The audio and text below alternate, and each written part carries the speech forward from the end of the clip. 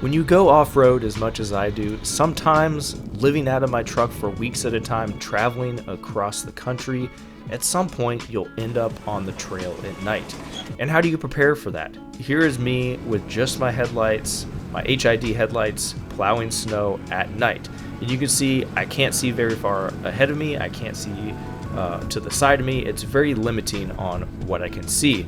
And here's a shot. This is Nate ahead of me. He has, I believe, 6 Baja Design LP6s. Now, obviously, these 2 4 LED lights will not be as bright as 6 LED lights, but it is definitely going to improve our at-night off-road visibility for sure.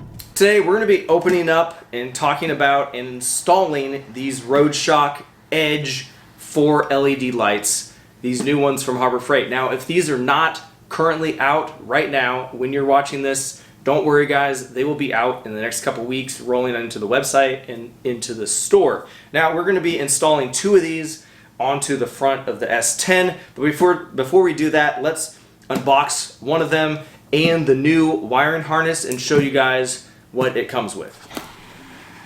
This one right here is the spotlight, not the spot flood. So the top of the box, we got our instruction manual.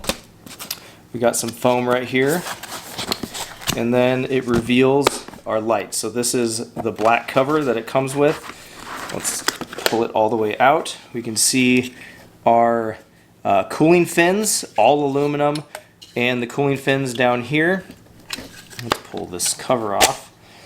And here is our light right here. We got our LEDs that kind of show off the side. We got our Roadshock Edge writing on the side right here. All aluminum housing. Looks like a little vent here in the center. And overall, this thing is pretty hefty, and it seems to be well made. We got a plug-in right there. So we have our orange, our amber cover right here. It's coming in on the bottom of this foam. Set that aside. And then we got the bottom of the box. We have our bracket and our hardware kit. All of our bolts and nuts and washers and things we need to install it. And looks like the last thing we have here is our plug-in. Then we can wire this and use any wiring kit that we want to use. Not necessarily the Harbor Freight Roadshock Edge wiring kit that's right here.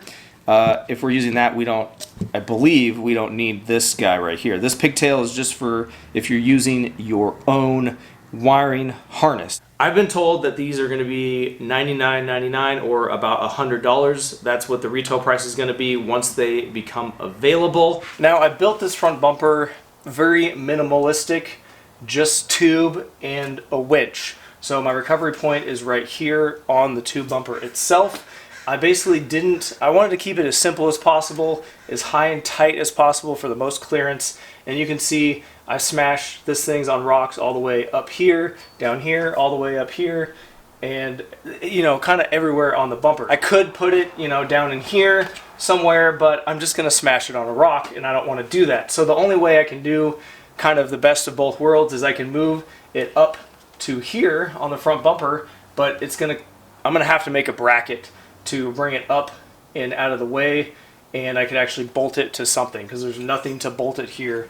So I spent the last half hour making my cardboard cutouts for the mount, and we're going to make a mount that goes about like right here, and we're going to weld that mount to this center crossbar. Luckily, I made this center section removable, so if I end up bolting this to here, and now I can't get my grill out, so that's another problem. So luckily, I can just unbolt this here, unplug the lights, take the center section off with the lights, then I'll be able to take my grill out so I can still service, all the stuff. Now that I got my cutouts, let's make it on some metal and start fabricating some stuff.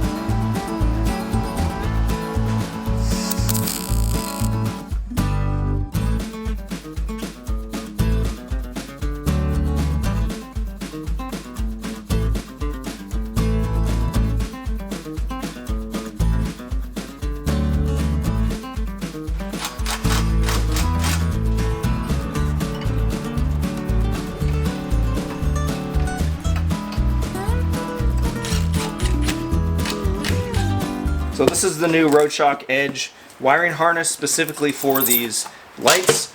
It has a great little rocker switch, relay, fuse, super simple, it's plug and play. Now I have the wiring harness hooked up to a battery right here, and it's so simple. I just hook it up positive, negative to the battery, plug it into the light, and we're done. That's it.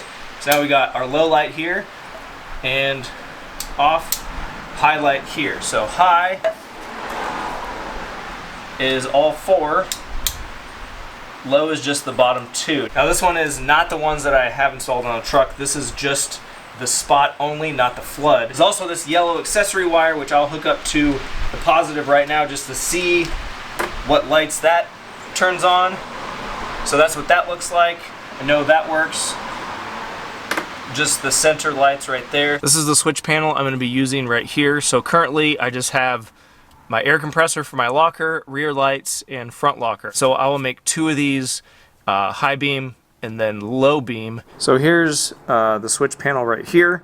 It is fused, but it does not have relays built into it. All I need to do is hook up the power wire that goes to the lights to this right here. It has its own power, it has its own ground, and that will send power to the relay, and the relay will allow the power that's going to be attached directly to the battery to actually flow to the lights. So this will not be sending power to the lights, this will just be sending power to the relay to allow the bigger wire full power from the battery out to the lights.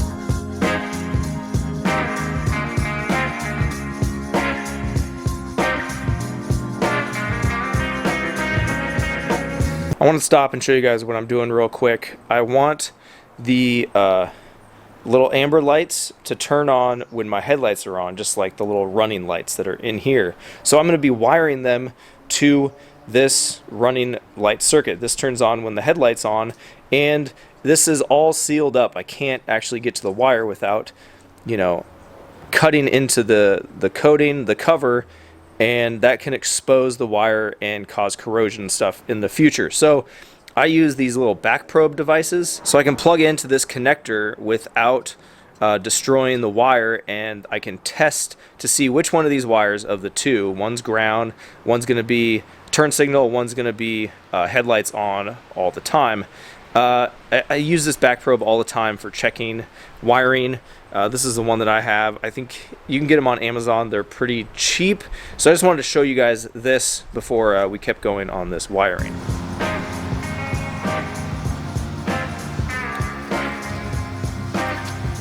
So I have everything wired up. I haven't put the grill on. Everything's just kind of temporary, but everything is ran.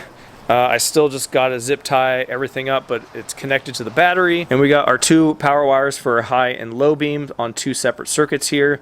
And we have to clean up all the wiring still. I want to make sure everything works before I go ahead and do that. So let's turn the key on. We just have our little guys right here, because those are going to coincide with our amber side running lights. So these are just the running lights right here.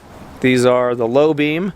So these are just the spot, so only the bottom 2 are on right now. Let's change it up to the high beam. Okay, so there it is. High beam, we got all 4 of the lights on now on the high beam. So I know the wiring is good, everything is working as it's supposed to, so I'll go through, clean all the wiring up, zip tie everything up, reinstall my grill, and finalize everything, and then we will go test it out once it gets dark out.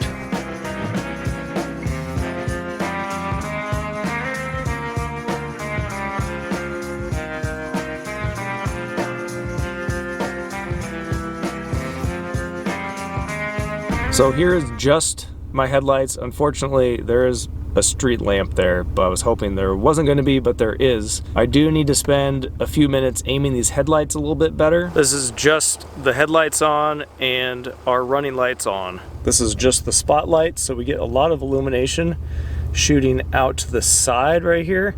Not a lot of throw here, which is fine because that's what the high beams are for, but we got a lot of coverage on the side. This is high beam, so this has the flood and the spot.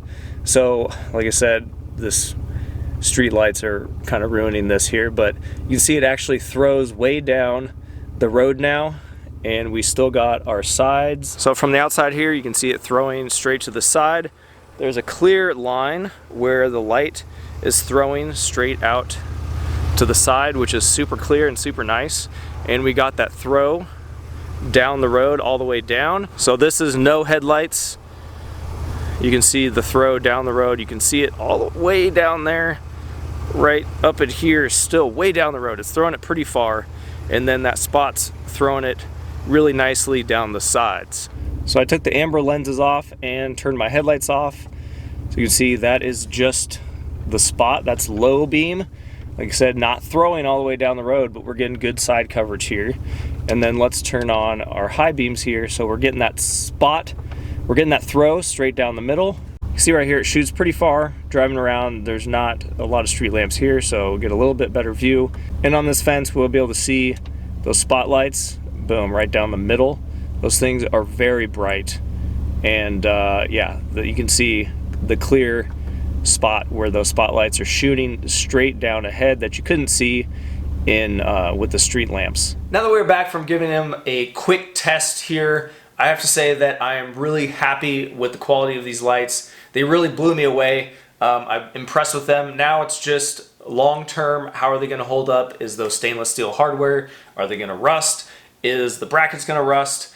Basically just long term, are they going to accumulate moisture inside of them? So as far as right now, for $100 for these lights, I think it is a great deal, and they did a really good job designing and coming up with a light that allows someone in a much tighter budget to be able to have a higher quality light. Well, that's going to be it for this video. Thanks for watching, and we will see you guys in the next video.